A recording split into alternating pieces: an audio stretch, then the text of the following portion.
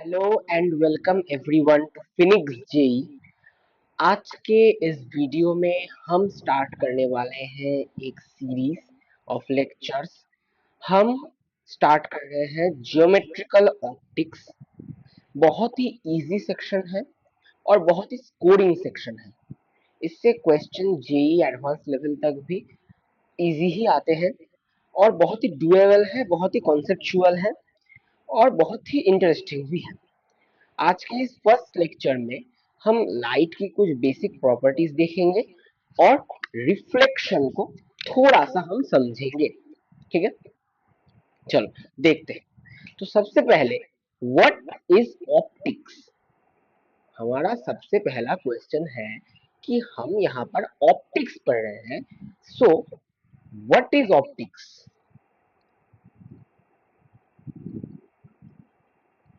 So optics is nothing but the study of light. It is what?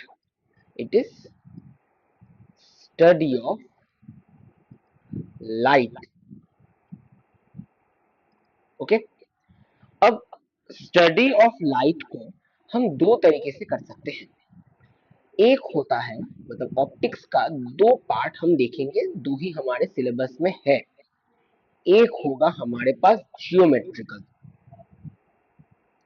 इसमें हम light को एक straight line की तरह ट्रीट करेंगे और थ्रू जियोमेट्री हम लाइट के थ्रू जो इंसिडेंट्स होते हैं उन्हें ऑब्जर्व करेंगे। मेजरली हम यहाँ पर रिफ्लेक्शन एंड रिफ्रैक्शन, ये दो टॉपिक ही है हमारे लिए यहाँ पर मेन। और दूसरा एक है, वो है फिजिकल ऑप्टिक्स और वेव ऑप्टिक्स। वेव ऑप्टिक्स में हम थोड़ा सा लाइट को जूम इन करके देखेंगे और देखेंगे कि लाइट अगर एक वेव की तरह बिहेव करती है तो क्या होगा। Incidents like interference, diffraction and polarisation हम इसमें देखने वाले हैं। ये हमारा बात का टॉपिक है, ये हमारा अभी का पार्ट है। ठीक है, अच्छा। रिफ्लेक्शन में भी हम देखेंगे दो चीजें। पहले हम रिफ्लेक्शन थ्रू प्लेन मिरर देखेंगे और रिफ्लेक्शन थ्रू कर्व मिरर देखेंगे। तो अच्छा, जियोमेट्रिकल ऑप्टिक्स का बेस क्या है। जियोमेट्रिकल ऑप्टिक्स का बेस है rectilinear motion of light. Rectilinear motion of light. ठीक है, अच्छा, मतलब लाइट को हम ऐसे रिप्रेजेंट करेंगे हमेशा। और टू बी स्पेसिफिक, हम लाइट को ऐसे रिप्रेजेंट करेंगे, एक स्ट्रेट लाइन के बीच में एरो देंगे, क्योंकि ये बहुत ज्यादा वेक्टर की तरह दिखता है। तो ताकि चीजें कंफ्यूज ना हो जाए, वैसे ही वेक्टर हमारा यूज नहीं आने वाला। फिर भी हम जब सपोज यहाँ पर एक लाइट रे ड्रॉ करेंगे तो उसके बीच में ही एरो देना हम प्रेफर करेंगे। ठीक है, ओके। अब रे ऑप्टिक्स में हम सबसे पहले जो टॉपिक पढ़ने वाले हैं उसका नाम है रिफ्लेक्शन।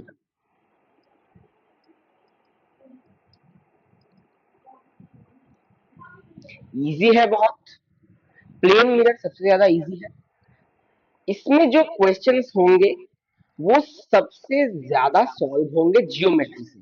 फॉर्मूला होंगे, पर geometry is the heart of geometrical optics. और एक बात, एक टिप मैं अभी देना चाहता हूं कि ऑप्टिक्स का दुनिया का कोई भी सवाल हो, हमें नीड हो या ना हो, हम डायग्राम उसमें बनाएंगे ही बनाएंगे ताकि हमें चीजें विजुअली क्लियर रहे। ठीक है, सो रिफ्लेक्शन को हम दो पार्ट में पढ़ेंगे। एक हम प्लेन मिरर और एक होगा कर्व मिरर। ओके, तो सबसे पहले हम प्लेन मिरर के बारे में पढ़ेंगे। प्लेन मिरर में हम पहले देखते हैं कुछ चीजें।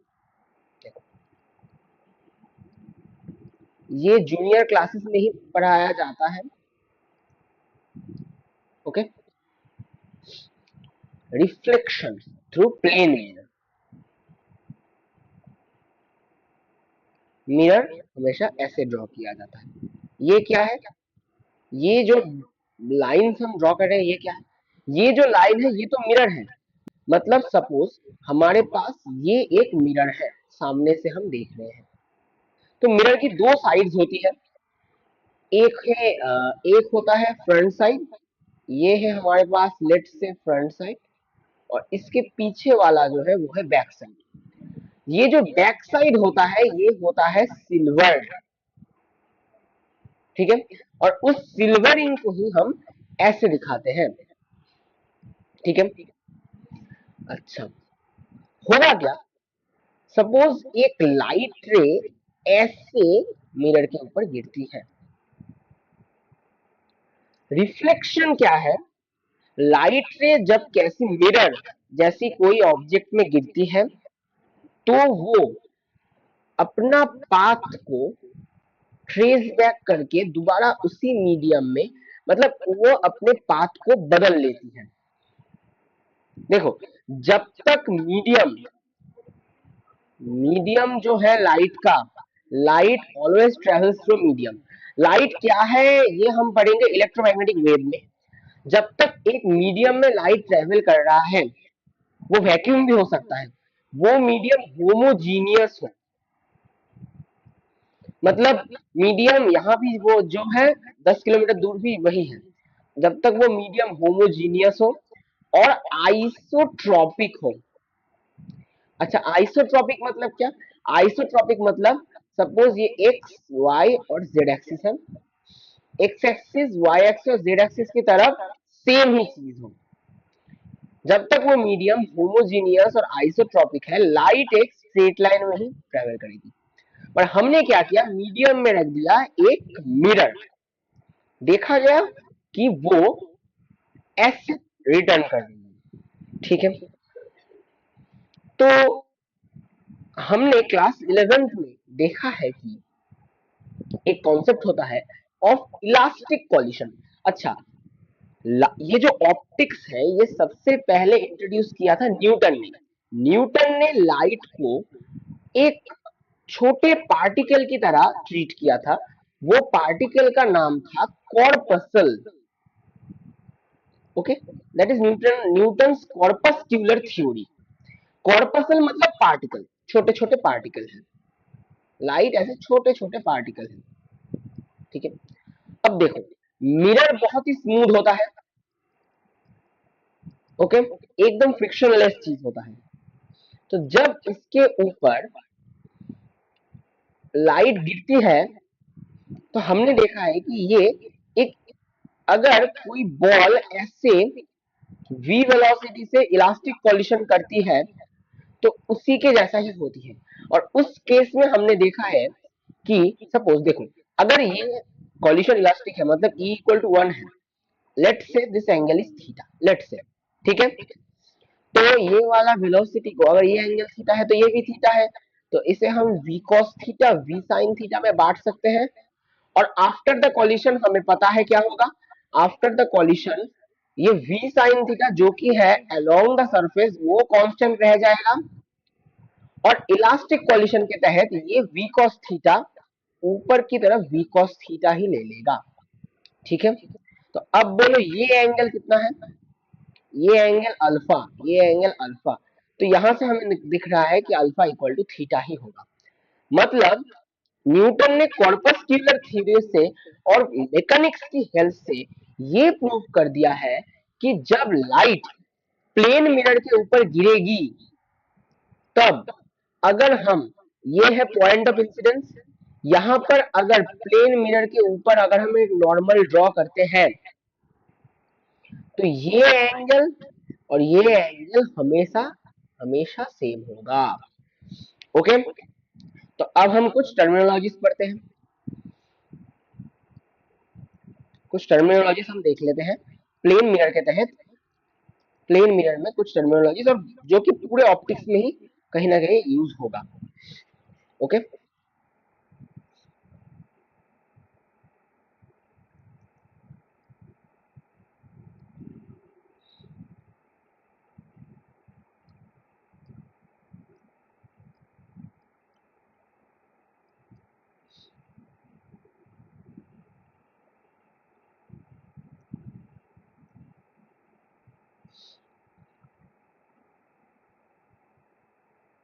ओके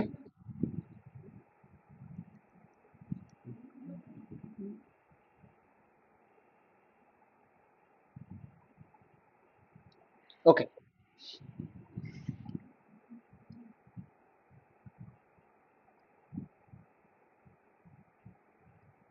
ये सिल्वरिंग है,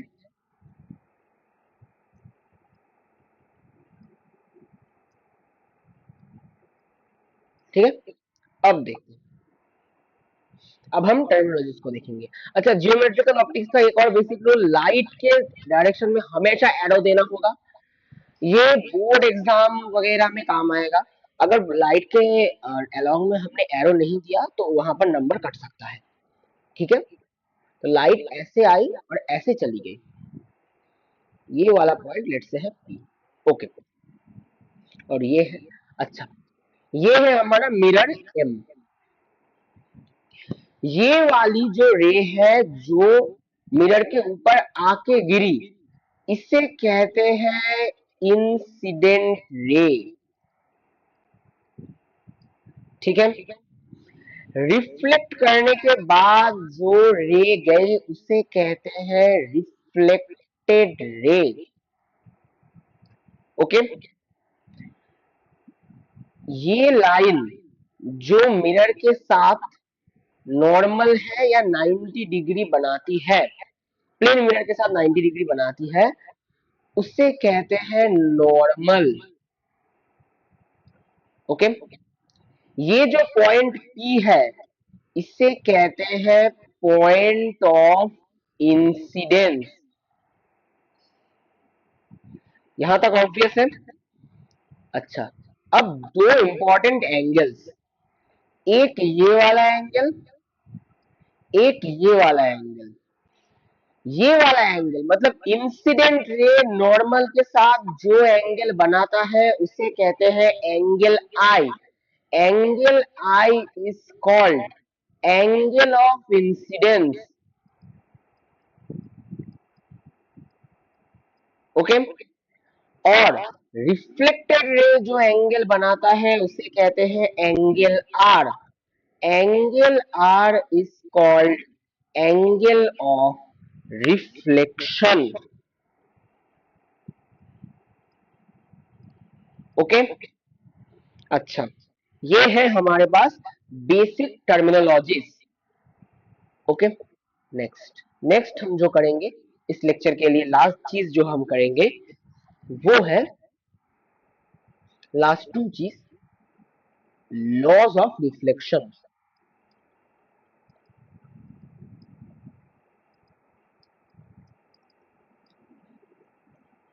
लॉज ऑफ रिफ्लेक्शन, रिफ्लेक्शन के एक्चुअली दो लॉज हैं, okay.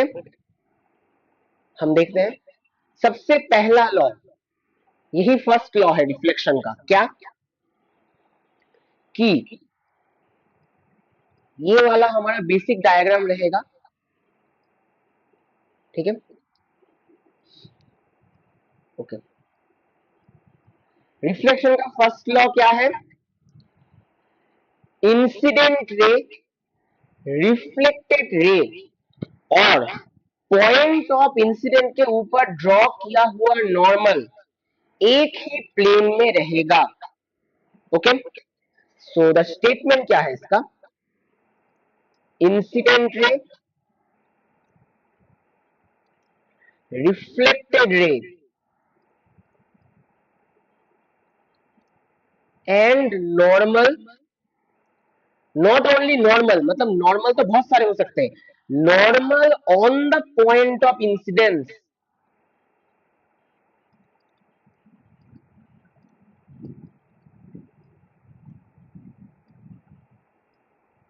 Always lies on same plane, okay.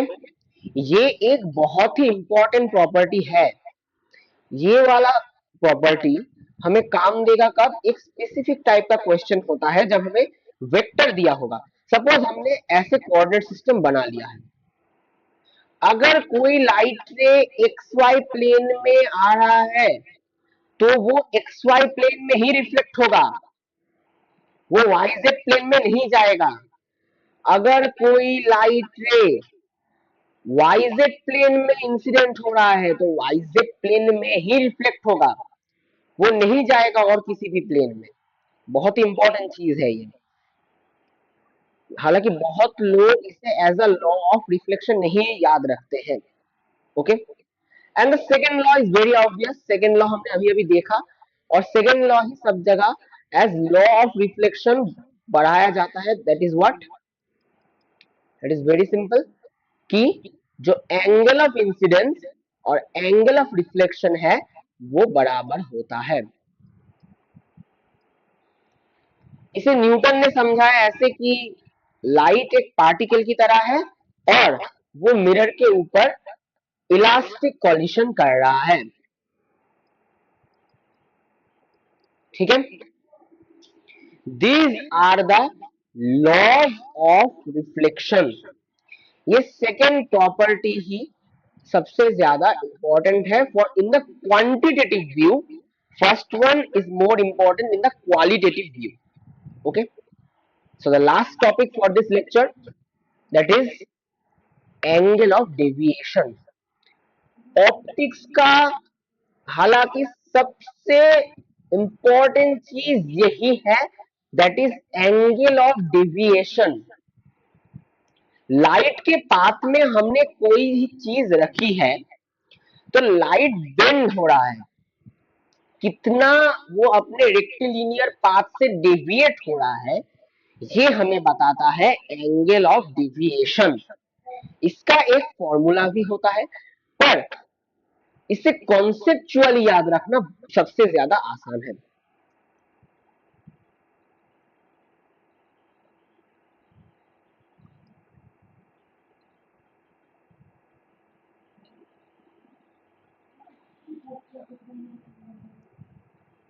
Okay, देखो, लाइट आ रहा था ऐसे,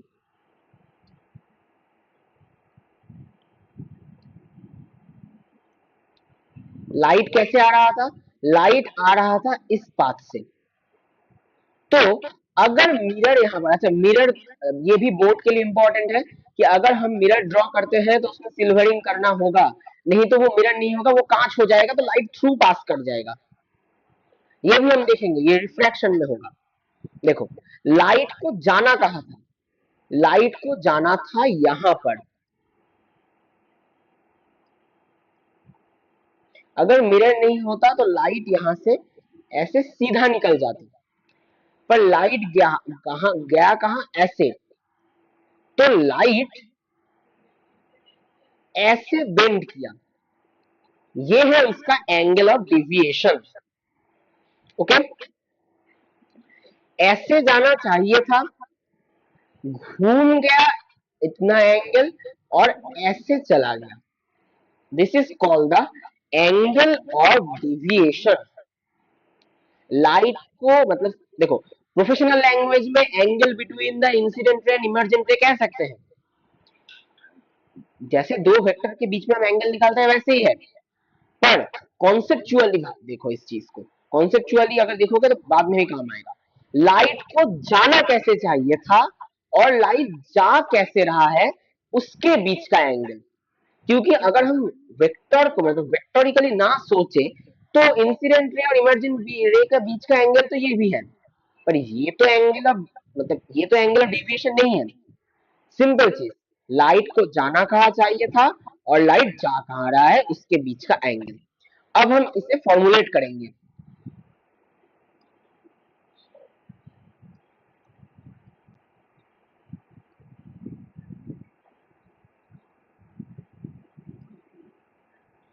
मतलब इसे हम थोड़ा सा फॉर्मुलेट करते हैं, मतलब क्वांटिटेटिवली हम रिफ्लेक्शन के केस में देखते हैं कि रिफ्लेक्शन के केस में हमारा जो एंगल ऑफ डेविएशन आता है वो कितना आता है। ठीक है,